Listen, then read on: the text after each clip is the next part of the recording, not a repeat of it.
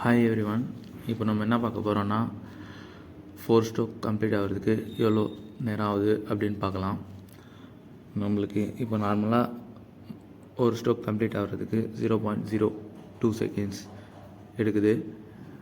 அப்போது நம்மளுக்கு 4 stroke complete ஆகிறதுக்கு மொத்தம் 0.08 செகண்ட்ஸ் ஆகுது.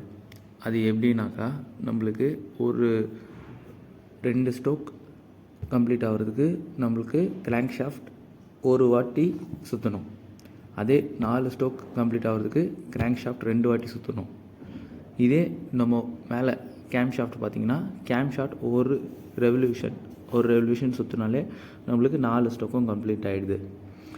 இப்போது இதை நம்ம டிவைட் பண்ணி பார்க்கணுன்னாக்கா 60 செகண்ட்ஸ் டிவைடட் 1500 RPM நீங்கள் போட்டிங்கனாக்கா அப்போது உங்களுக்கு 0.04 செகண்ட்ஸ் அப்படின்ட்டுன்னு வரும்.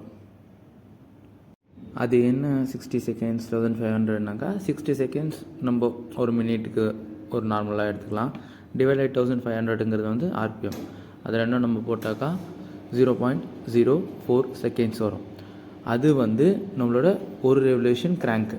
கேமோடது இப்போ கிராங்கோட 2 ரெவல்யூஷன் கம்ப்ளீட் ஆனால் தான் நம்மளுக்கு இது 4 ஸ்ட்ரோக் கம்ப்ளீட் ஆன மாதிரி. அதே மாதிரி கேம்து வந்து ஒரு ரெவல்யூஷன் கம்ப்ளீட் ஆனாலே கம்ப்ளீட் ஆன மாதிரி. இவ்வளோ தான். அப்போ நம்மளுக்கு ஆன்சர் என்ன கிடைக்கிதுனாக்கா 4 ஸ்ட்ரோக்கும் டிவைட் பண்ணி பார்க்குறப்போ ஒரு ஸ்ட்ரோக்கும் 0.02 செகண்ட்ஸுங்கிறப்போ 4 ஸ்ட்ரோக்குக்கு 0.08 செகண்ட்ஸ் வருது. அப்படின்னா 80 மில்லி செகண்ட்ஸ் தான் இதுக்கான ஆன்சர்.